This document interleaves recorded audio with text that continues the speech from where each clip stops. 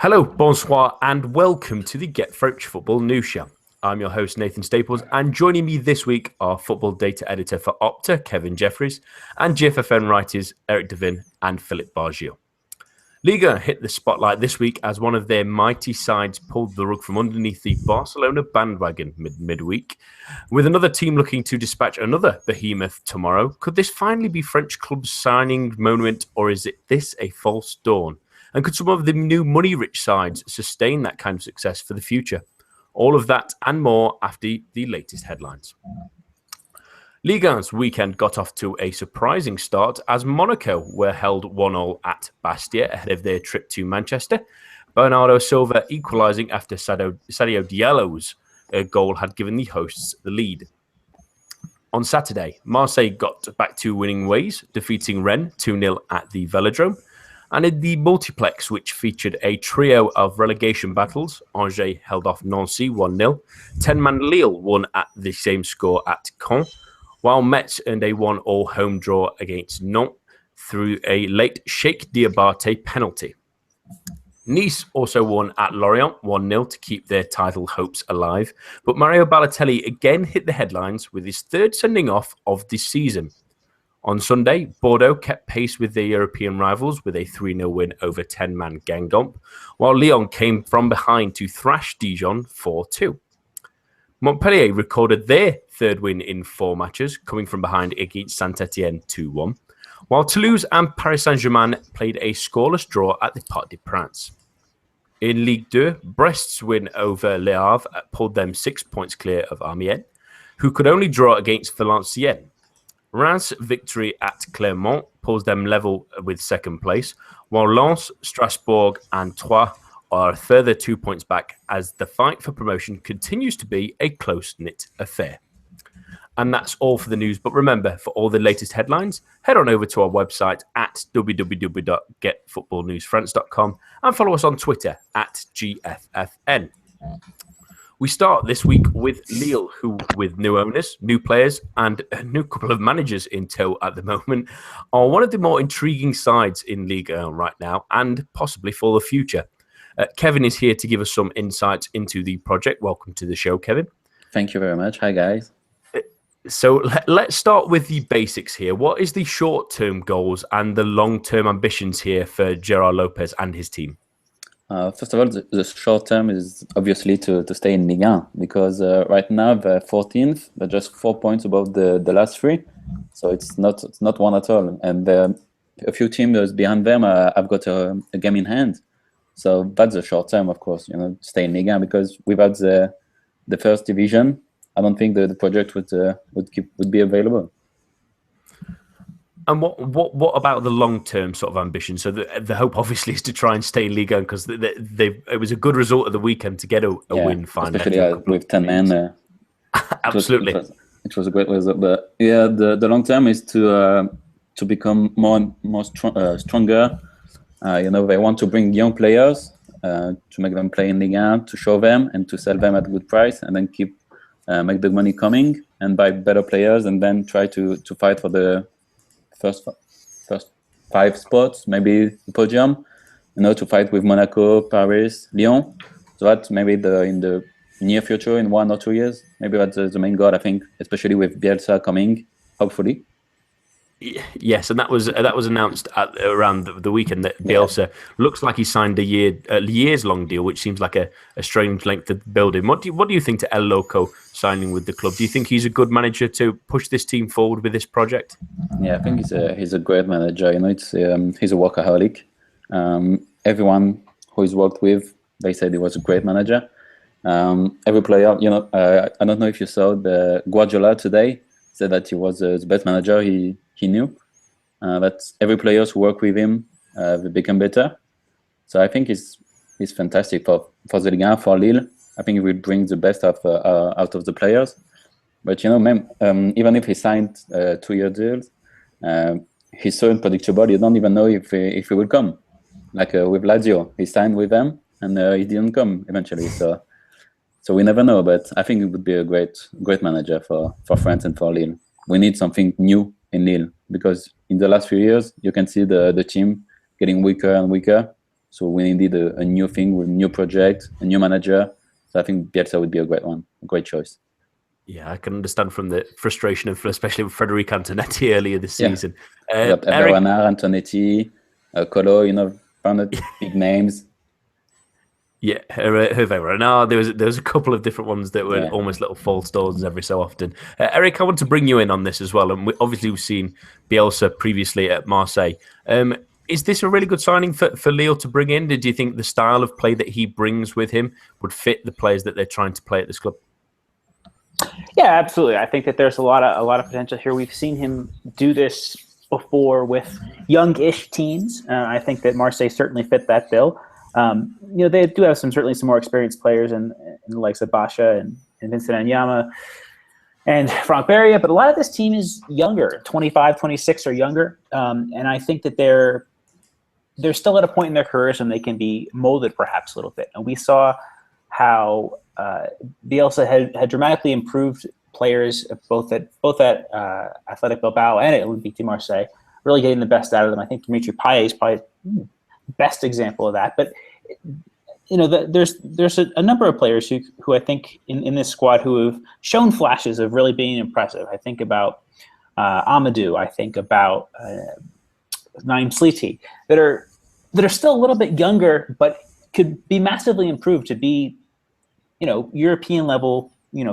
As in Lille being a team in the European competition, level talent. And I think that it's going to take some work to adapt to the intensity of style that Bielsa likes to play, but I think that there's a lot to be said here. I think the other thing too that I wanted to pose this as a question to you as well, Kevin. They are spending quite a bit of money on bringing in players that are also youngish, the likes of Zeka, El Ghazi, Kishna, players who I think could really make a difference. I mean, that El Ghazi's goal was quite well taken on Saturday. I watched the match. But do you think that there's something to be said for the detriment of bringing in so many young players and not giving some of their academy products more of a chance? Yeah, I think it's a bit.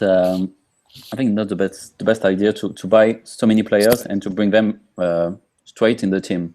As you can see with El Ghazi, Kishna, Zeka, at the beginning it was a bit tough for them. They need to get in the team, not right now. You need to adapt to the French style and to become better with the team, because we've got some great players and we've got some great talent as well. You said Ibrahim Hamadou is a great example. He's a really bright talent. You've got Martin Terrier. You've got Yves Bissouma, who did a nice African Cup of Nations. So we got some potential, and we got some players who are loaned in Dunkerque, like Jean Brozic, Arojo, some players like that. So we got potential in Lille. So they need to fit in, but they don't need to play straight away. Yeah, it's going to be an interesting mix, isn't it, to see how this sort of evolves over the next year or so. And Philip, Kevin mentioned earlier about, let's say, his fiery personality for Marcelo Bielsa, and sometimes it can end in fireworks and bits like that. Do you think maybe that might put others off of appointing someone like that, and maybe starting a project with someone who can be a brilliant tactician and a someone with a philosophy that runs through a lot of different teams and now with his successes and bits? But is it maybe a risk to bring him in? Well, all the person I've talked to about Bielsa said he's a two season manager, but these days, who isn't? And I think a lot of people were quite critical of Bielsa at Marseille, and were actually proven wrong to be as critical as they were, given how the club went down the pan as he left. Although they did sell their best players, so it's not that surprising. So players are still really eager to play for him. So I think it will be a good thing. But that, as usual, it won't last very, very long. But then again, with who does that last? I mean, there really isn't a lot of managers who stay at the same club for 3 seasons or more. I can think of Arsene Wenger among the rare examples, and that's it. So I don't know. I think it will be good. I think Lille will be playing some very good football with talented players. Bielsa will make the likes of El Ghazi, Xheka evolve into something more than decent, and that they'll have a good shot of Europe for 2018-19. But right now, yeah, the aim is to stay up. One question I wanted to ask Kevin is, what's the deal with Frank Passy? I mean, Kolo was the interim manager. He's not anymore. He was doing an okay job. Okay, there was some arguments with the players, but did Passy know that his contract was only for 6 months, or that he was just some kind of a stopgap? No, Because it sounds pretty disrespectful to him to say, okay, you're coming here and your aim is to ensure we don't go down, and then we're bringing in the real manager next season. Yeah, it seemed disrespectful, sorry, but he knew it straight away because he signed a 4-month contract, so he knew it straight away. And obviously, with Gerard Lopez talking about Bielsa quite often, he worked with him, so it was pretty clear that he worked with him just before Bielsa to prepare the team and to prepare the club before the Argentinian come. So yeah, it seems disrespectful, but he knew it straight away. It was a 4-month contract from the beginning. I mean, it is a good fit though, because Passy is apart from Marseille, doesn't have a lot of experience in Ligue 1, and well, actually started quite well. It was his first game on Saturday, wasn't it? A 1-0 win at Caen, which is extremely important in order to avoid the drop. Yeah, that's good. It was really important game, and as you mentioned, Patrick Kolo did pretty well at the beginning, but I think he lacked a little bit of character. And I think Passy got that, even if he doesn't have that much experience, because as you said, Kolo did have some arguments with how do you say, the guy from Corsica, the left back, with Amalfitano, Palmieri. Yes. Yeah. So I think Passy won't have that kind of problem, I think.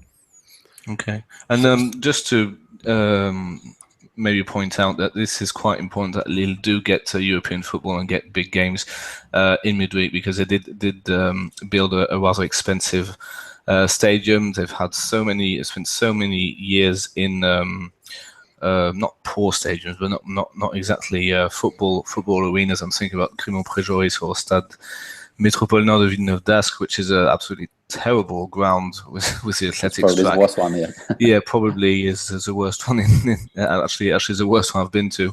And they actually played some Champions League game at the Stade de France, which is not exactly in Lille. And at Stade Bollard as well. And that's Stade Bollard, which really wasn't very much not very welcome news by the Lens fans.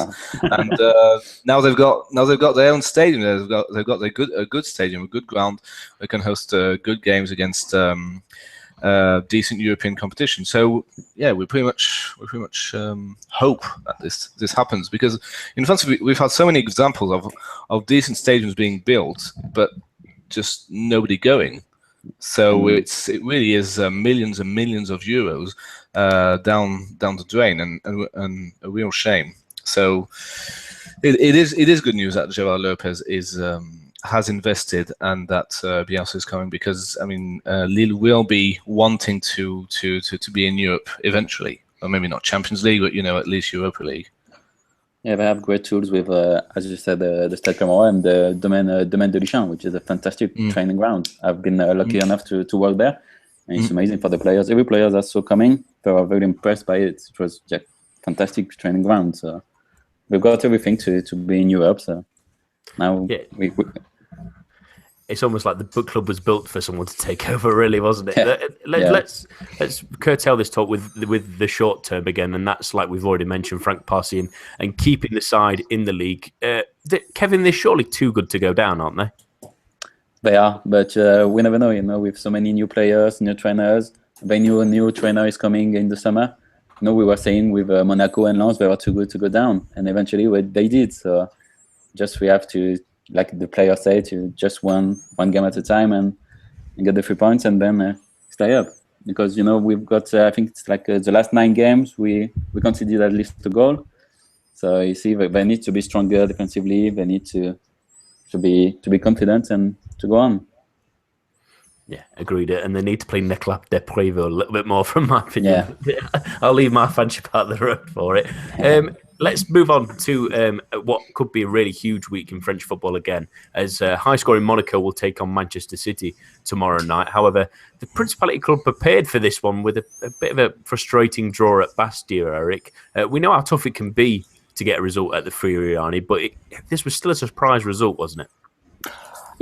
Honestly, I don't think so. I think that Monaco are so devastating on the counter. We saw that particularly against Spurs. We saw that against PSG. And so they're fine with being not necessarily the underdog, but they're fine playing without the ball. But now what happens when they come up against a team that don't want the ball and want to play on the counter? Then they struggle, I think, a little bit more. They struggle to have that creativity to break things down and work patiently with the ball. We've seen this, I think, several times this season, particularly in 2017. We saw this against Sochaux. They had a really difficult time against the Ligue 2 side in the Coupe de la Ligue. Now, granted, that wasn't a first-choice team, but they did bring on the likes of Fabinho, the likes of Falcao, and they needed, a moment of genius, really, from Moutinho to even get an equalizer in that match. We saw it a couple weeks ago against Montpellier. Montpellier, another team that are superb on the counter. And they struggled to win that game. 2-1 was the final there. And again, the same thing on Friday. They needed a moment of individual brilliance from Bernardo Silva to win that match. Really a sublime finish. But that's the thing. They're not going to face this tomorrow against City. City love to have the ball. Pep Guardiola, is known for that. But it's going to be something that I think is going to crop up again and again. The more Monaco cement their statuses as the prohibitive favorite for the league title, I think the more, I'm not saying they're going to be found out per se, but the more teams are going to have an inkling to play against them. I'm not going to say that, they're going to face this counterattacking philosophy against, say, Lyon or maybe Bordeaux. I don't know, teams that are higher up in the table. But against teams that are scrappy and already have a proclivity for playing on the counter, Monaco are a little bit exposed, I think, because they don't necessarily have that sensibility in them. And even though Jardines play different tactics, different players, the team have always been at their core a counterattacking side. Think back to that team that got to the Champions League quarterfinals with that front three of Silva, Ferreira, Carrasco, and Martial. That was a counterattacking side as well. And this is a totally valid and totally attacking and totally worthwhile tactic to approach playing football. But there also needs to be some adaptability. And I don't really think that Monaco have necessarily displayed that. They had 65% of possession against Bastia and only one goal and, kind of a sublime, brilliant one at that. It wasn't as if they were necessarily getting, a host of close chances and Lecca played a blinder. No, I mean, they didn't have the necessary cohesion to put Bastia down in the way that they should have. And I think that's something that they're going to need to address. It's not going to be a problem in the Champions League. It's not going to be a problem against PSG in the Coupe de la Ligue final. But you're going to crop up against the odd match here and there. And again, they've already played Nice and PSG twice. They're not going to play their title rivals again this season in the league. So how they manage that, these so-called minnows in Liga, is really going to be telling in terms of their pursuit for the title. It was a really interesting one, and Bastia have been a tough team, especially at the Friuli this season as well, where they were probably unlucky to lose to PSG in the opening game of the season. They played really well against Nice just after the winter break at home, so they're always a stubborn side in Corsica as well. But Kevin, Eric's briefly mentioned the one player that really stood out yet again is Bernardo Silva, who is such a wonderful footballer to watch. My question is he the best player in Liga at the moment when he's playing like this, where he's simply sometimes unstoppable?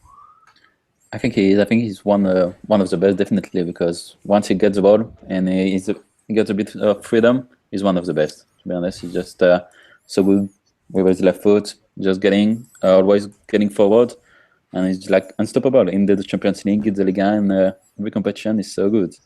So yeah, I think he'd be one of the main force for tomorrow's game. But I was thinking about something else about Valère Germain and Kylian Mbappé, because Valère Germain hasn't been that good.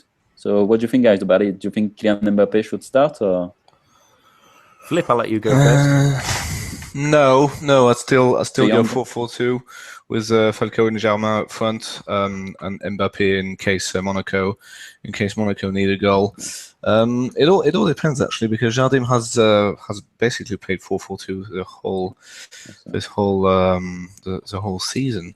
But he did play 4-3-3, a variant of 4-3-3 at the Parc des Princes in one of the only games where Monaco said, okay, we're not going to go full out attack, we're just going to press PSG and be quite organized with a midfield trio, and Bernardo Silva and Germain playing either side of Falcao. This is where I think Mbappe would not be particularly, what's the word? Comfortable with that kind of a situation, unless he's being played as a centre forward in the centre forward slot, which I just don't see it happening. I mean, this is a big game against a big manager, against Guardiola. So it'll be interesting to see how Jardim plays this, but I just can't see Mbappe starting. Eric, Mbappe or Germain for you? I think that as incandescent as Mbappe can be, I think a lot of what goes unsung about Germain is his running, his work rate. He's always pulling out to the flanks to drive defenders out of position and create space for Silva cutting inside, create space for a cross to Falcao. And that can't be undersung. I mean, that even if he doesn't have his scoring boots on, City have had problems at the back defensively, for any number of years, particularly in the absence of Vincent Kompany, and he will not be playing tomorrow. I think Germain should get the start. His movement and his ability, and let's face it, Germain has delivered some really important goals this season. I mean, Monaco wouldn't be where they are now if they had lost to Villarreal, if they had lost to Fenerbahce, and Germain was hugely important in those ties. So I think he definitely deserves his place, his movement, his intelligence. He's not going to be the wild card threat, but hey, if you're down 2-0 and you need an away goal tomorrow, for example, bring on Mbappe. But no, Germain should get the start. Kevin, I'll throw it to you. Do you have a preference? I'm going to safely assume you might be leaning towards Mbappe if you've posed the question. No, I think pretty much the same as Philippe and Eric. I think Paris Germain should start, and Mbappe may come in if they need a goal or some danger up front, because he's so good in one-on-one situation. He's a really great prospect for Monaco and for the French team as well. He's only 18. He's just 18. Which is That's amazing. Was a better record than Thierry Henry at the same age. All the facts with Mbappe scare me, which is it's crazy. Why people might be thinking why he might start, because he does add an extra dimension. He does that pace in behind. He was good when he came on against Bastia as well. I thought he did some good movement, and it's just that Germain has that experience. He has that ability to pull the space for Falcao, especially, and really give extra width when the players can, like Lemar and Bernardo Silva, are allowed to cut in, because Germain's filling that gap in the wide areas. I mean, Silva scored a header at the weekend because Germain's in that position where he's pulled out of that place. But I'll come back to you, Kevin, as well. It's posing to be a really interesting game, this one, between the high scoring of Monaco and what can be a really fantastic team in Manchester City, of an interesting attacking young lineup with what would have been Gabriel Jesus probably, but obviously injuries curtailed that. But Sané and Sterling alongside with Aguero, it's still very dangerous. This could be a really... And combine that as well with Monaco having a couple of defensive issues. Jemison's suspended, Raji's injured, so it could even be Fabinho, it looks like, maybe playing centre-back. It could be a really exciting attacking game, couldn't it? Yeah, it could be an amazing game, because two attacking teams, they score so many goals. Everyone I talk to are very looking forward to this game, maybe more than PSG Barcelona or things like that, because Monaco can do something. They're playing such a great football since the beginning of the season.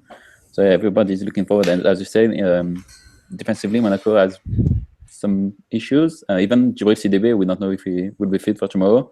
He's not made the trip, so so it will be Amami Touré on the right. But Amami Touré did great at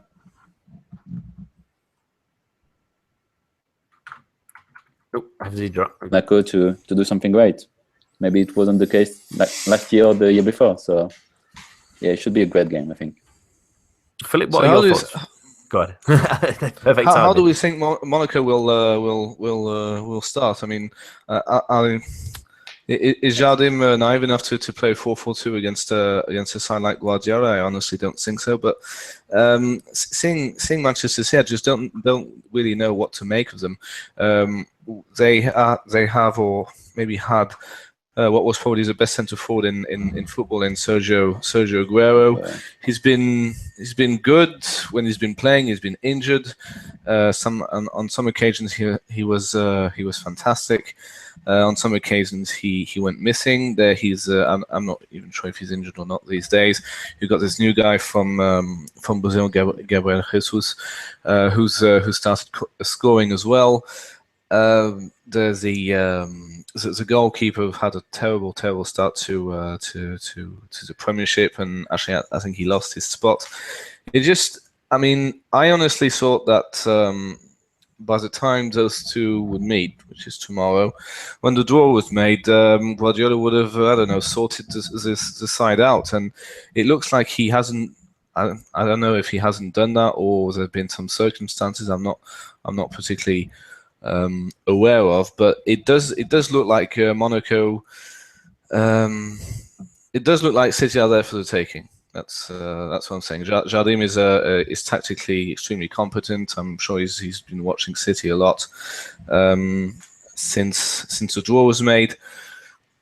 So yeah, I am quite confident. But I just don't really know what to predict for tomorrow, because I'm not quite sure who's injured or not regarding Manchester City. But I don't see Monaco getting thrashed at all. That's for sure. Which I honestly thought at the start of the season.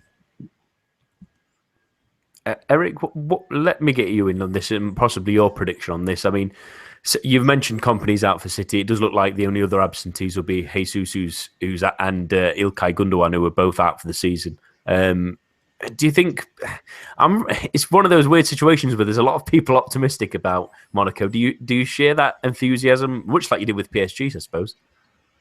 No, I don't think they're gonna thrash City on the level of what we saw last week. I don't know. I'd probably say like a 2-1 win if I had to put money on it. Monaco get the away goal, definitely keep themselves in the tie. We know how adeptly they can set up shop, but I do think that without Jemerson, City is a doubt, Raji is a doubt, that we don't know. We don't know how solid Monaco can be defensively. So I'd say, if Monaco could play a little bit more openly, then maybe they could try and get City on the counter, and 2-1. I think an away goal keeps them in the tie. If they don't score, and it's something like 2-0, 3-0, I would worry quite a bit more. But I don't know. I think it's certainly an interesting tie, and I think with these late breaking injury news, it certainly muddies the waters a little bit. I think if you had asked me a week ago, I would have been much more optimistic about Monaco, but seeing the potential 11 for Monaco being what it is, I'm not quite as confident as I would be were they to be at something approaching full strength. Saying this, Manchester City did not win at Huddersfield in the cup, which is not a great confidence booster either. What's the general mood in England, Nathan? Is it City saying, okay, it's a French team, so obviously they're rubbish, or is it saying, well, it is the best attack in Europe, let's treat this with caution? Yeah, I think there's actually quite a bit of respect from English pundits for Monaco this season, and in the sense that Man City aren't playing terrifically well. They keep going between. They went on a really hot spell to start the season, then they went really cold, and now they can't decide quite where they are because they're still adjusting to Guardiola. They're still adjusting to Ilkay Gundogan would have been a really important part of them, and bits like that. So they're really neither here nor there. But they're treating this knowing that they've beat Tottenham twice, and Tottenham are a really good side who have beat City this season. Well, they drew with City this season 2-2. So they know just how good Monaco are. We all have heard the stories, and I don't think they're taking this as their injury issues with yes, there's a couple on Monaco's side, but they know how good they can be as well. But let's finish this topic with a quick prediction of score lines, because I always like these ones. Kevin, what do you think? Go for a draw, 1-1. Eric? Like I said, 2-1 City win. Philip? Yeah, 1-0. Yeah. Is that you got? I'll leave mine because mine will be in the in the preview post later on. So I'll leave my prediction for then. So thank you, Kevin. You're leaving us now. Thank you, Kevin, for joining us. Thank you, guys. Follow him at Kev Jeffries on Twitter as well. He's always interesting for all his Lille news, and obviously up to Jean as well, who always give us a good stat or so. So thank you, Kevin. Thanks, guys. Yeah. Right, we move on to that off that result in Corsica that gave an opening for the newly minted European juggernaut, Paris Saint-Germain, to close the gap to just a point. But Toulouse held firm at the Parc des Princes. They were held up by much better than Barcelona, which is a game I'd like quickly to get your thoughts on, Philip, because me and Eric obviously discussed it in the preview show on Thursday. How did you rate their performance in midweek? Yeah, it was okay. It was not bad. I thought it would be that. I saw, it could have been better. Could have won 7-0, but hey, I just did not believe what I was seeing in the first half. How optimistic I am all the time and never ever complain. So at halftime, I was it's 2-0, but if Barcelona score a goal, we're not in deep shit, but we're still leading from the first leg. But decent. That would have been a decent final result for Barcelona. And then you've got the third goal, master stroke of a goal was how you're taking the ball from very deep. Busquets being nowhere near the back four where he should be, and Di Maria was also time in the world to adjust. It was just it was a brilliant performance. Unai proved all his doubters wrong, playing the game, the tactical game to perfection. And again, in one of those circumstances, is it that we were just absolutely superb? We were, or were Barcelona very, very bad? And they were.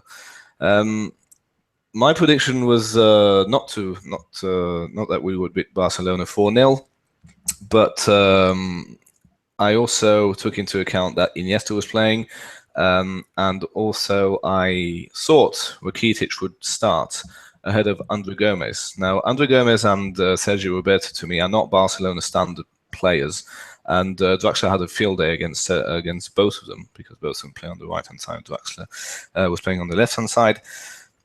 Having Rakitic on the pitch really would have changed a lot of things. I mean, really, really a lot of things. But I was actually very, very surprised at how poor Messi and Suarez were, and how easy Prinel Kempembe made it look to defend against the best player in the world.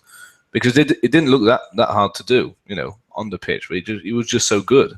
He was absolutely brilliant.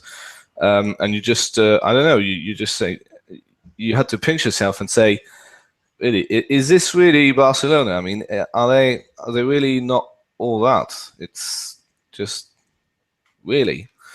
So it was one of those nights, and their history. I mean, make no mistake, this is a historic result for PSG, for French football, and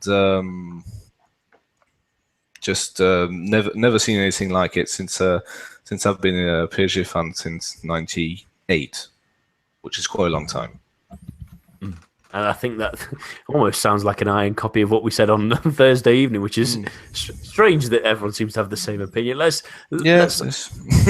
It might be a slight downturn from that, but like the game on Sunday, Eric, it was a little bit of a frustrating one. Toulouse were excellent defensively, that's no doubt. But did Unai Emery maybe make a couple too many changes? They've changed the fullbacks, they changed a couple of players in midfield as well, and they've also brought Lucas on for Di Maria, who wasn't playing. But was it maybe too much of a mix-up that led to them sort of maybe being a bit stifled?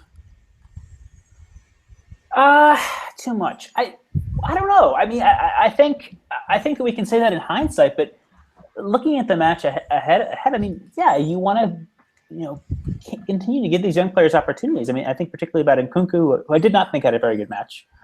I think that you want to give these guys the chances. Kimpembe as well, with Silva being out. You want to give these guys the chances to succeed and to allow them to build their confidence, to have that experience that's in their locker when they need it on a big stage. As we saw from Kimpembe last midweek. So I don't think you can really fault Emery's selection. I think that this team's played a lot of matches to this point, and they didn't really even have much of a winter break with that trip they had taken to Africa as well. So I don't think it's irresponsible on Emery's part. I don't think that it's something he got wrong. I think that Toulouse are a good team, on their day, and we'd seen them stutter a little bit through the late autumn, but I think particularly bringing in Delors, having that being free of injuries. I mean, we'd seen injuries of a decent spell for Blanc, for Issa Diop had missed, I think, 4 matches through suspension, maybe. They hadn't had a full strength first team to draw on. And I know that Jesse P was in midfield, but I don't think that we should discredit Toulouse too much either here. I think that it was just one of these matches that shows that Liga is strong this season. That whoever wins the title isn't going to have done it by walking to the title. They're going to do it through grinding out results. And that's the same thing we'd seen from PSG in the past. I mean, whether it's Ibrahimovic scoring a free kick on 70 minutes to win 1-0, against Nantes or whatever the results have been during the period that PSG have had the success. It's not ever been an easy thing because this team wear a target on their back. And, if you're going away and you're Toulouse who, play with a physical style, then to set up defensively and to frustrate PSG is to be expected. And sometimes you can break them down, sometimes you can't. I don't think that we should take anything away from PSG on the night or anything away from the players that played or Emery. It was just one of those things that illustrates the strength of the league, and I don't think you should read too much into it. I mean, PSG have a long way to go and are still have a very good chance of repeating their triple or their treble. So let's see how it goes. I wouldn't have the Chicken Little skies falling approach to this match in isolation. Yeah, I do want to give some credit to Toulouse because they were terrific defensively, and especially Francois Mumbanje, the left back.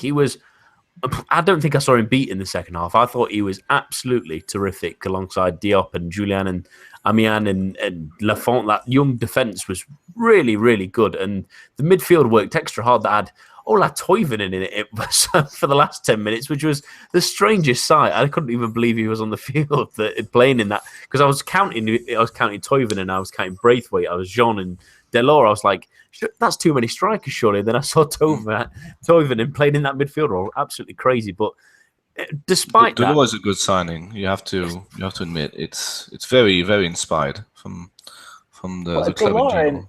And Amiens too. I mean, Steve Yago, he's been a decent Ligue 1 standard player for quite a while now.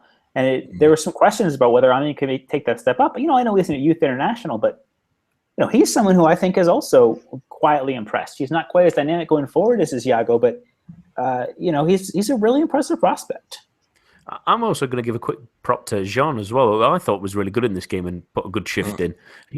We've not really seen him when he was at Troyes. He was good in Ligue 2, but Ligue 1 he really struggled to get many opportunities. He's obviously not really played for Monaco, but I thought he was really good in this game as well. And their attacking ethos is really interesting to watch. But let's go back to PSG.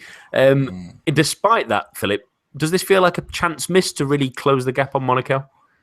Well, of course. It was, well, first of all, it was bigged up as the next game. So you just beat the best, arguably the best team in the world 4-0 at home, and now you're going to play against Toulouse, which you would say logic has it that they should beat them too. They should score at least one, but that's what Ligue 1 sides are good at. They're good at sitting back and defending quite deep and quite well. I mean, being extremely disciplined at the back, which just was not what Barcelona did on Tuesday, and they had Samuel Umtiti on the pitch. So of course it was extremely frustrating. I thought it was not a good game to watch. I said as much. I said as much last night, and that PSG again. I'm not that difficult to defend against. But when you've got the back four of that quality with Diop and Julien, you've got Lafont in goal, you've got Blin doing quite a bit of work, and you basically got 10 men behind the ball. Even though when Toulouse had the balls, they did go forward very decently and with some venom, some purpose, but it just feels such a typical PSG performance, being quite frustrated by Toulouse. And I don't know. Maybe they're running out of ideas when they're facing a side sitting so deep, and it is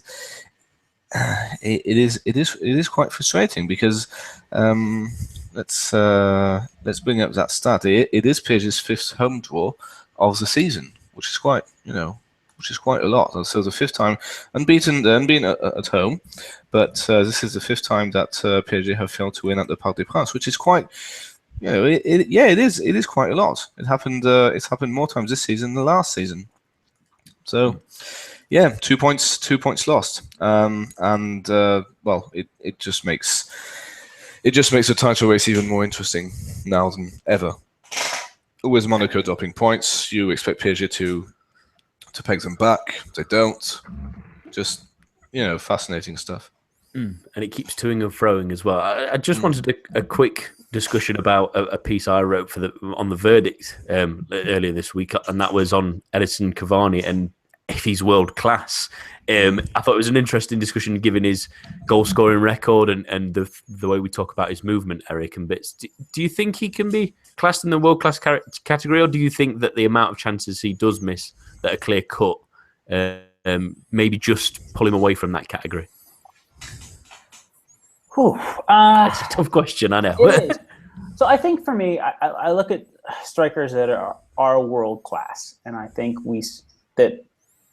I see Luis Suarez, I see Robert Lewandowski, I see Pierre-Emerick Aubameyang, I see. Is he a striker? Yeah. I mean, clear number 9. Okay, yeah. His position has evolved, but yes. And Sergio Aguero, when fit. Yeah. Is Cavani as efficient of a scorer as any of those three that I'm using an example? And there are others that we can bring into this debate as well, Higuain, etc. But is Cavani as efficient of a scorer as those three? No. But does his movement, does his ability to track back to be a more complete football player, not just a goal scorer, add something to that argument? Yes. And I think that as frustrating as his missing chances can be, what he adds to the team in a more holistic way of looking at things, I think does make him just about world class. I do struggle with this because I know that strikers are supposed to score. But, as much as I have, a lot of love for Alexander Lacazette, is he world class? No. But does he have a better scoring record? And has he had a better scoring record in the past than Edinson Cavani in terms of converting chances and scoring from open play and penalties? Yes. Haha. He's got a better record, right? In terms of goals per minute, goals per appearance in the time that they've both been in Liga. But because he doesn't have the same work rate, the same drive, the same determination that does Cavani, I think that makes the difference, and I think those are some decent comparisons to make in terms of making this argument. So yeah, I would say that as a goal scorer, he's not. As a football player, he is. Yeah, I thought this was an interesting argument because when you look at the stats as well, in 23 or 24, including a substitute appearance, league and games, he scored 25 goals, 7 in 7 in the Champions League. There was also an interesting stat from who scored from just before the winter break ended, which is in Europe, he scored the most clear-cut chances and also missed the most clear-cut chances this season. Philip, what do you think? Well, I was going to say no, but Eric made a great point about being a complete footballer, and that some strikers do have a better goal scoring record than Cavani. There are not many, but are just not as complete as he is. So I'm going to say he's probably not, but he's really the best of the rest, shall we say? In some kind of way. I mean, it's extremely harsh, but I've seen him miss some absolute howlers as well. So yeah. I think that's almost the conclusion I came to. I think again with Eric, I leaned on the side of he's maybe just world class in my view, in the fact that his goal record is so difficult to argue with, especially when you add in Champions League and the fact that the only team he didn't score against was Ludogorets, wasn't it? In PSG's group. I'm just reminding myself. Yeah, I think it was one of the games against them he didn't score against. So he scored in both games against Arsenal, scored in both games against Basel, scored against Barcelona as well, which is a really good goal as well. It's difficult to argue with, but we'll move on. Did you score in? Go ahead. Did you score in Basel? Yes, he did. Yeah. I'm pretty sure he scored in both. Yes, he did. Yeah. Yeah, it was the Ludogorets game he didn't score in. Yeah, but I mean, aren't we a bit too demanding of what is a world-class player these days? I mean, I know that growing up, it was really all they had was in Serie A was the Batistutas and the Crespos, and I don't know, it just seems much less common these days to have a true number 9 who just scores goals for fun. It just doesn't seem to grow on trees anymore. Personally, I define the player being world class as being in the top 5 at their position. Yeah. Is Cavani that? I think the 3 players I mentioned in Higuain are better than him.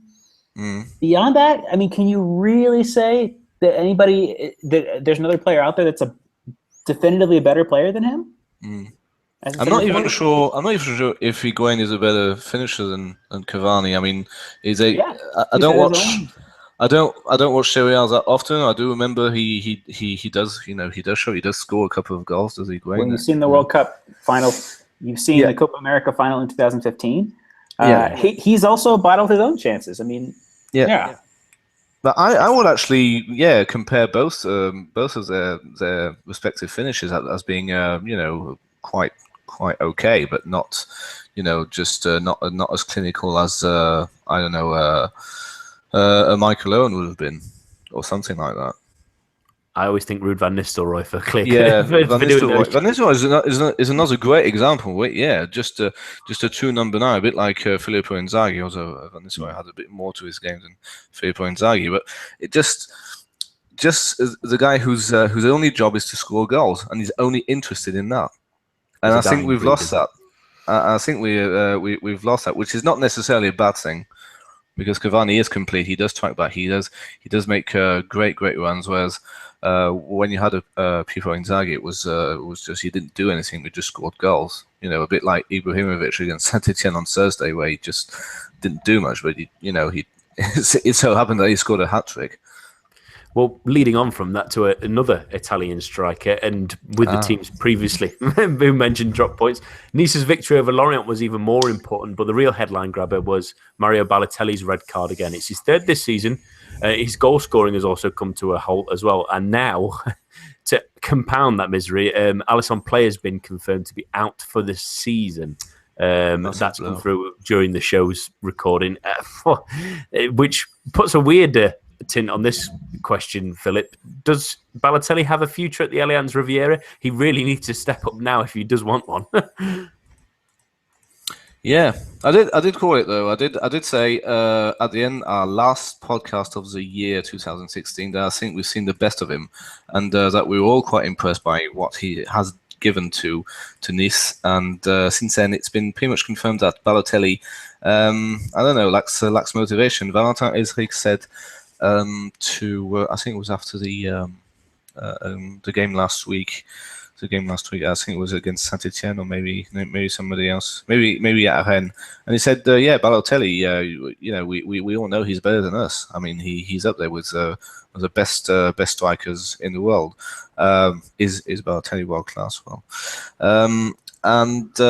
but he said he just doesn't put a shift in as much as we do because he doesn't because he is Balotelli. He is Mario. He is lazy and he does stupid things. And given his age, it's not it's unlikely that it will change. It just needs to be.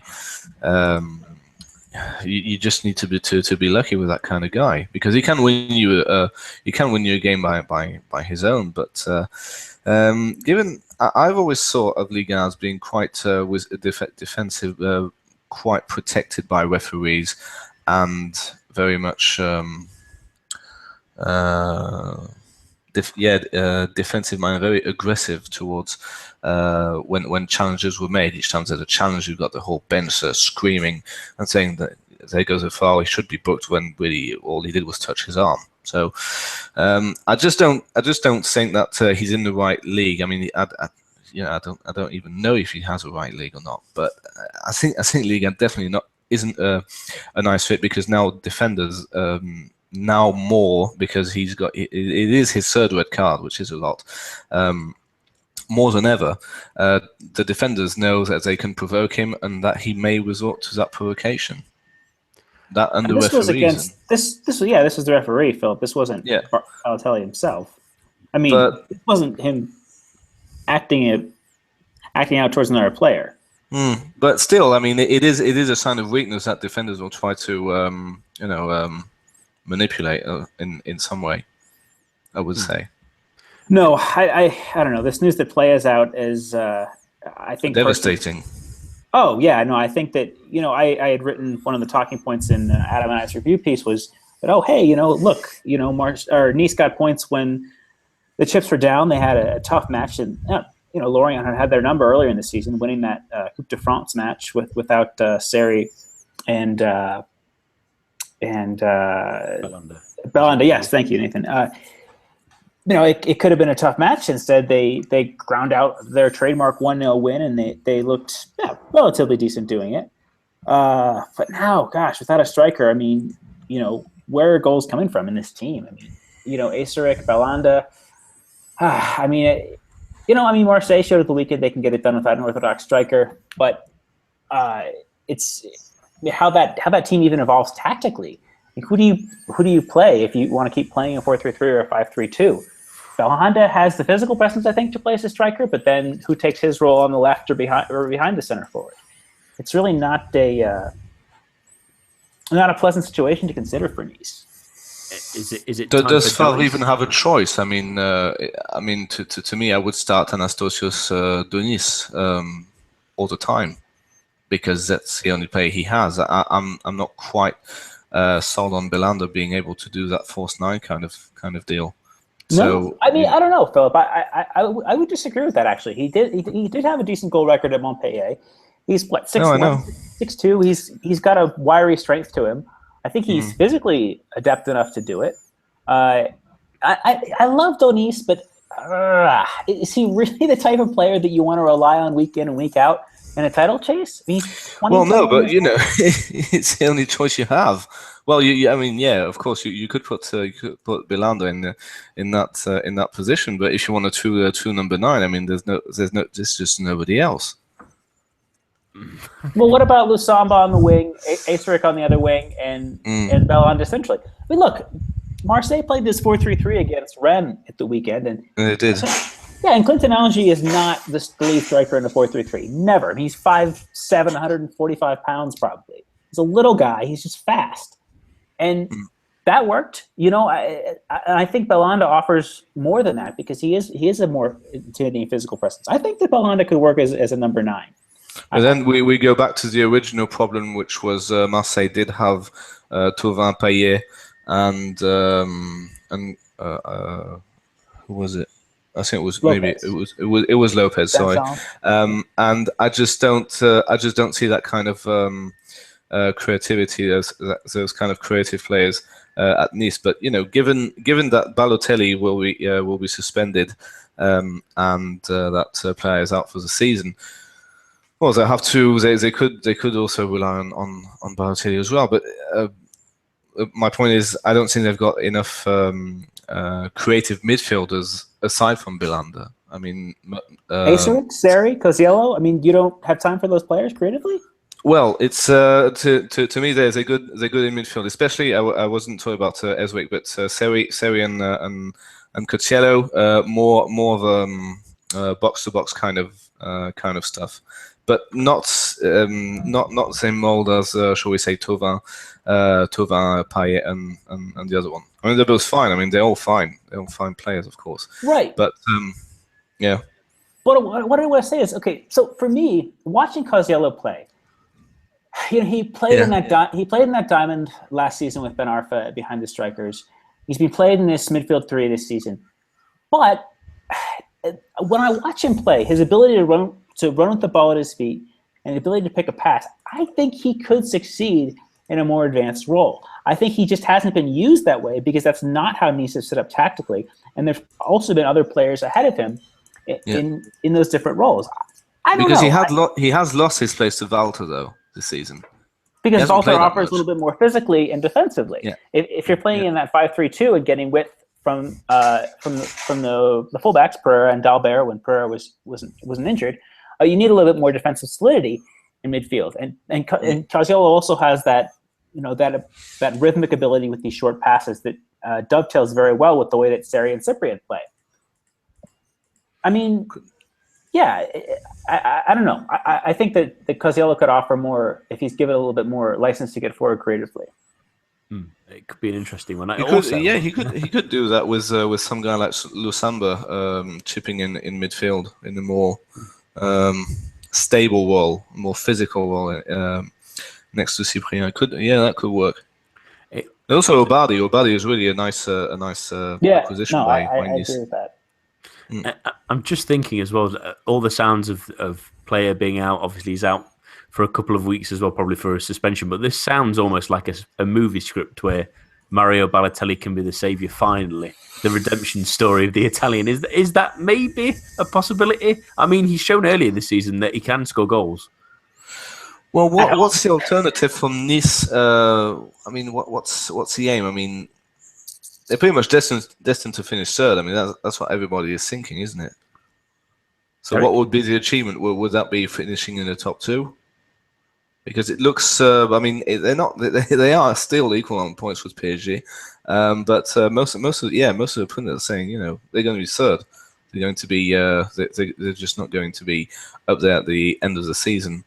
And to be honest, if they finish third, everybody would be fine with that. I don't think they're out of the title race yet, though. Because no, they're not. That's the point. They're not. Everybody says they are, but they're not. They're just what? It's 3 points behind Monaco. That's not a lot. With the two teams ahead of them being still in three competitions, anything can happen. Yeah. Nice has the league to focus on, and I know that injuries and suspensions are going to. But Pereira's back soon enough as well. I don't think we should underestimate, how important he was in the first half of the season. Who? So, Ricardo Pereira. Oh, Pereira, yeah. So, yeah. Plus, they don't have Europe, so that's good. I just want to mention a quick bit on Balotelli, and I'm gonna vet this with the fact that I'm probably not his biggest fan, really, especially because he's a former Manchester City, Liverpool player, which doesn't always go down well in my books, but. One of the red cards this season was a second booking that's been rescinded. So the overblown sort of nature of maybe 3 red cards is maybe throwing a little bit out of it. This one at the weekend, it's a straight red for a comment at a referee. We don't know what's been said, so it's incredibly tough to judge, especially when I'm trying to think of something you could say to a referee to get a straight red card. It has to be pretty bad, but.